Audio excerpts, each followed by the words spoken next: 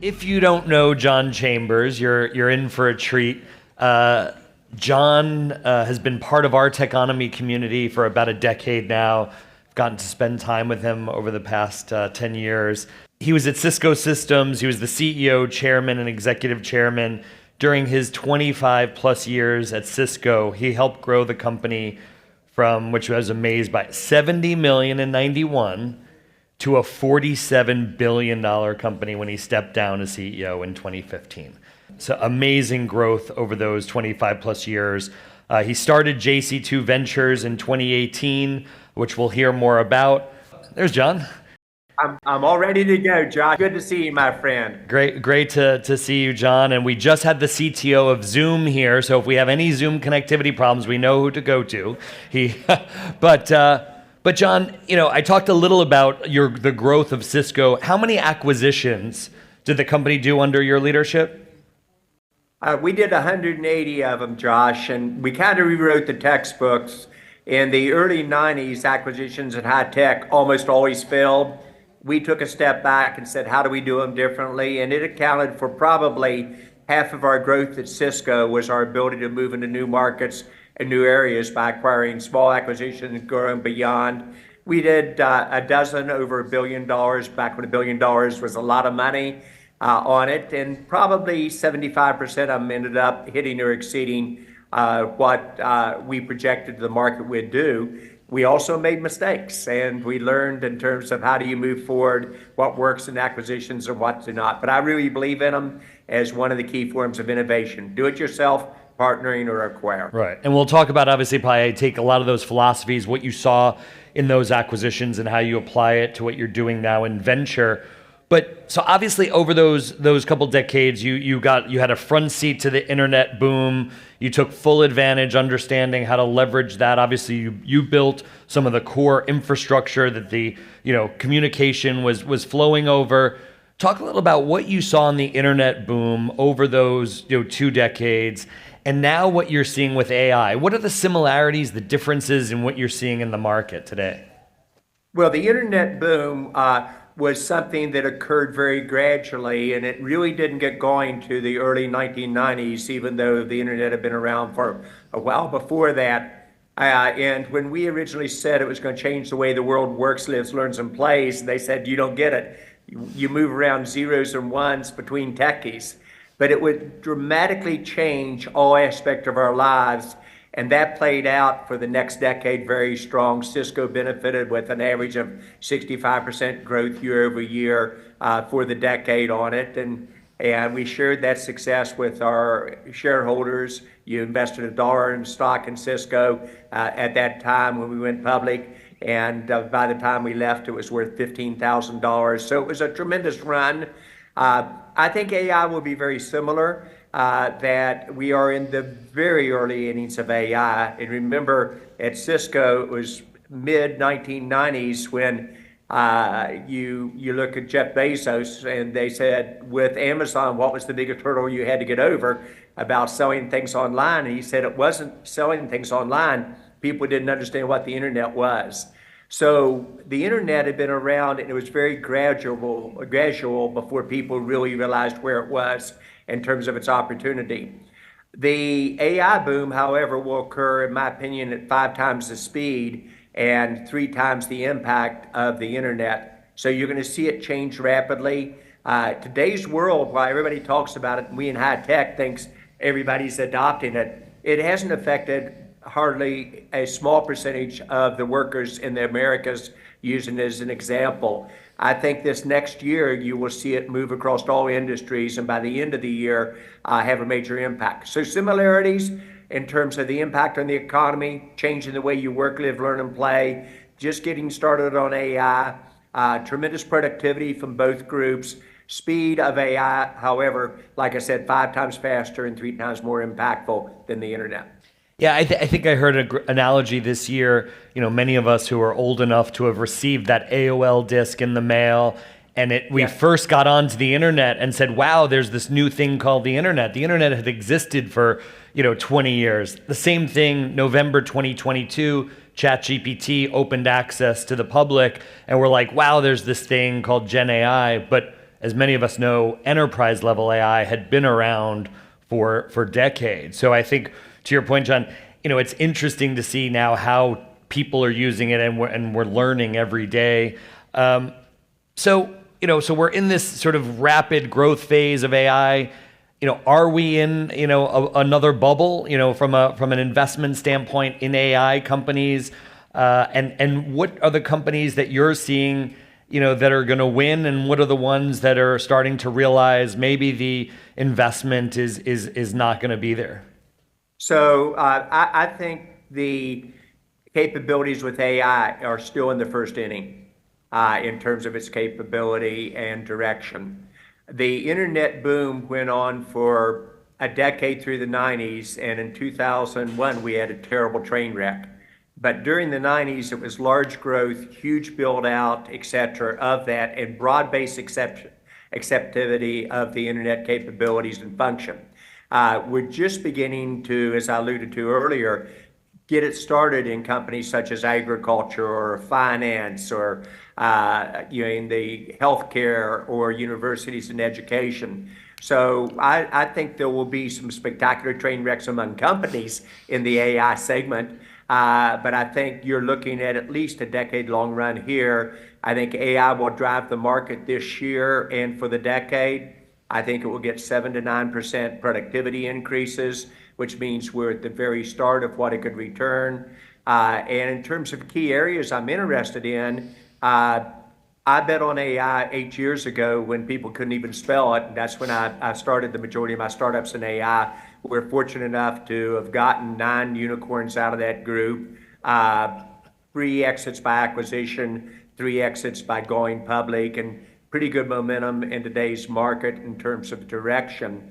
What I'm most excited about, you saw this last week, Bloom Energy solve, in many people's opinion, the problem we're going to have with energy on AI data centers. And you saw the stock go up, what was it, 140% in 2 days when they did that at scale with the big example in Ohio.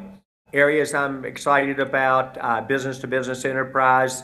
I think the first section that took off was customer service, just like it was in the internet. First section I went after at Cisco was entering your orders online. Second was customer service. Customer service, probably 38% of U.S. enterprise companies had a major focus on that 18 months ago. Today, it's over 70%. Hot areas are now areas such as coding, marketing, et cetera, that you're seeing a similar takeoff.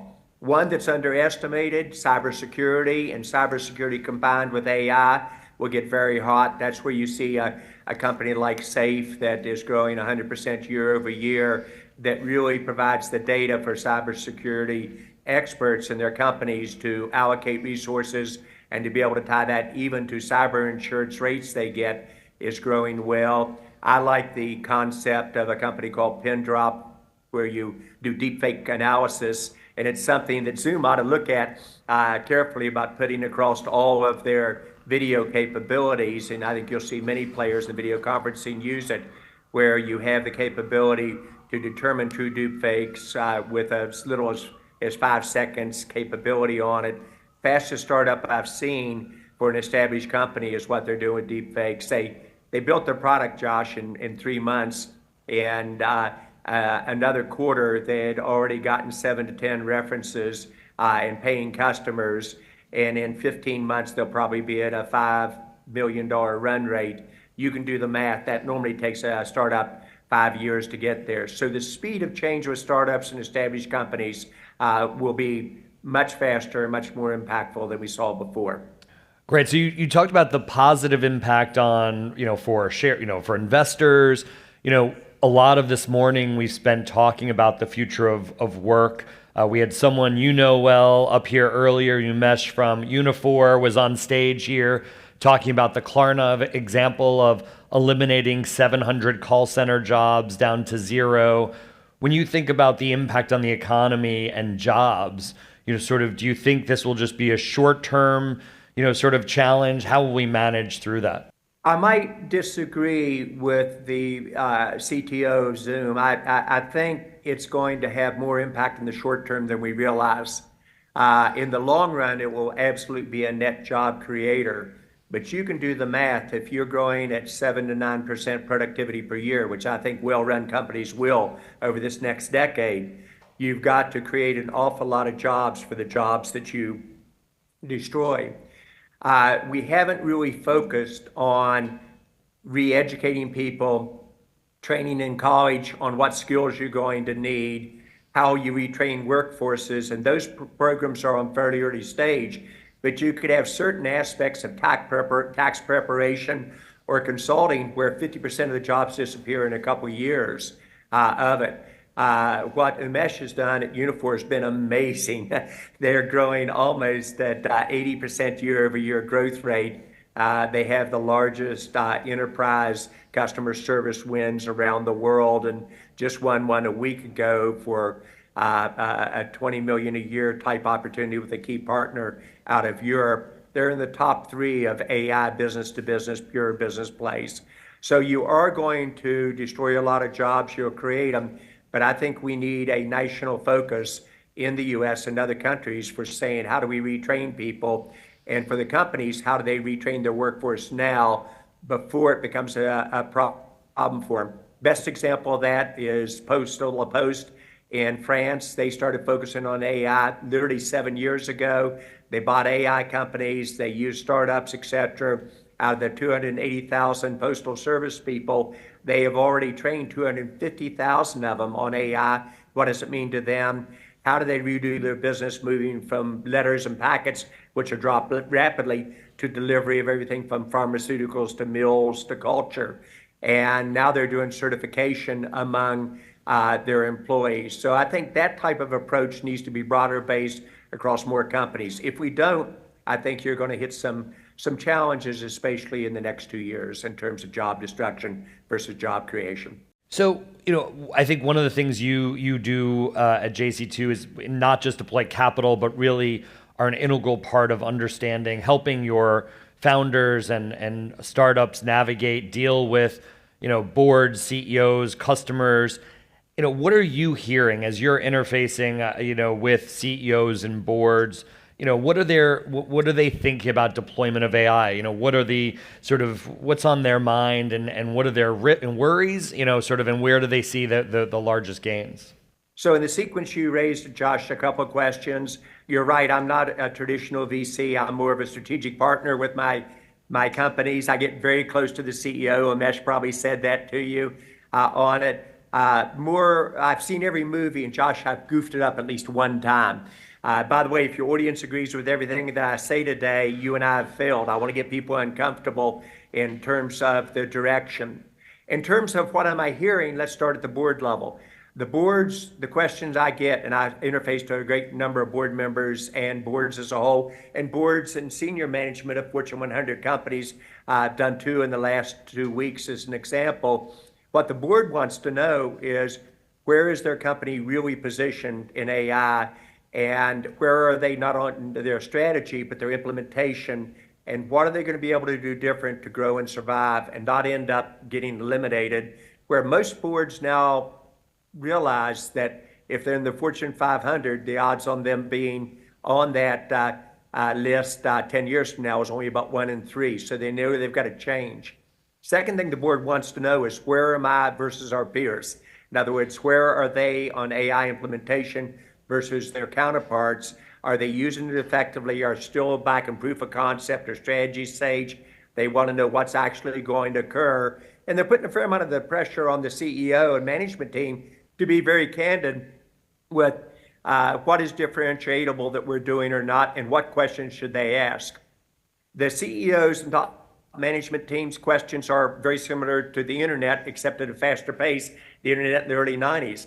The first thing they want to know is what is real and what was hype. They want to know what they could be doing that would get real productivity gains. They want to get a feel for where they are versus their peers, not so much in terms of keeping score, but knowing, are they keeping up with the market that is changing rapidly? They want to know, how should they be structured? Something, Josh, that I didn't think worked before with having a chief digital officer, a chief innovation officer.